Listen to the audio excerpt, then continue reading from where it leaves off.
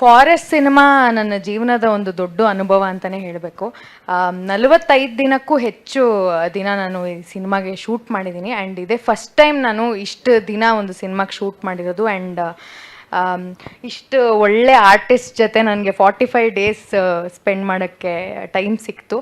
And ತುಂಬ ಕಲಿತೆ. And ತುಂಬ ಇದೆ ಕಲಿಯೋಕ್ಕೆ ಅಂತಲೂ ಗೊತ್ತಾಯಿತು ಇವರಿಂದ. ಆ್ಯಂಡ್ ಅದಕ್ಕೆ ಅವಕಾಶ ಮಾಡಿಕೊಟ್ಟಿರೋದಕ್ಕೆ ಕಾಂತರಾಜ್ ಸರ್ಗೆ ನಾನು ಥ್ಯಾಂಕ್ಸ್ ಹೇಳ್ತೀನಿ. ಆ್ಯಂಡ್ ಈ ಸಿನಿಮಾದಲ್ಲಿ ನಾನು ಸ್ಟಂಟ್ಸ್ ಮಾಡಿದ್ದೀನಿ. ಇನಿಷಿಯಲಿ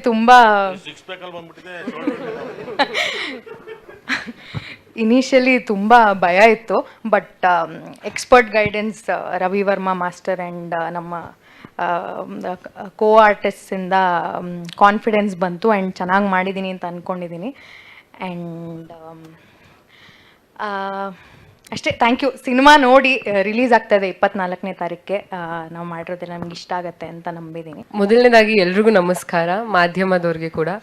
ಸೊ ಡೇ 1 ಇಲ್ಲಿ ತನಕ ಮನೆ ಮಗಳು ಥರ ನೀವು ನನಗೆ ಸಪೋರ್ಟ್ ಮಾಡಿದ್ದೀರಾ. ಸೊ ಮಾಧ್ಯಮದವ್ರಿಗೆ ಈ ಮೂಲಕ ನಾನು ಥ್ಯಾಂಕ್ಸ್ ಹೇಳೋಕ್ಕೆ ಇಷ್ಟಪಡ್ತೀನಿ.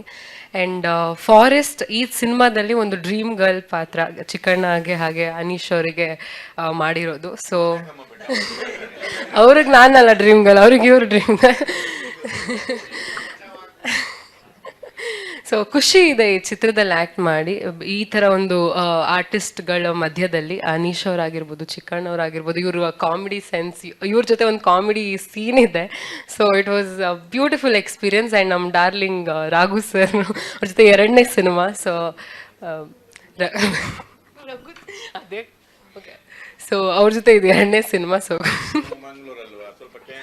ಸ್ವಲ್ಪ ನಾವು ಎಳ್ದು ಮಾತಾಡೋದು, ಅದಕ್ಕೆ ಸ್ವಲ್ಪ ಹಾಂ. ಆ್ಯಂಡ್ ಗುರು ಅವರು ಕೂಡ ಕೆಂಪು ನಿಜವಾಗ್ಲು ನಮ್ಮ ರಾಘು ಸರ್, ನಾವು ಹಿಂಗೆ ಹೇಳೋದು, ಅದು ರಘು ಸ್ಲ್ಯಾಂಗ್ ಸ್ವಲ್ಪ.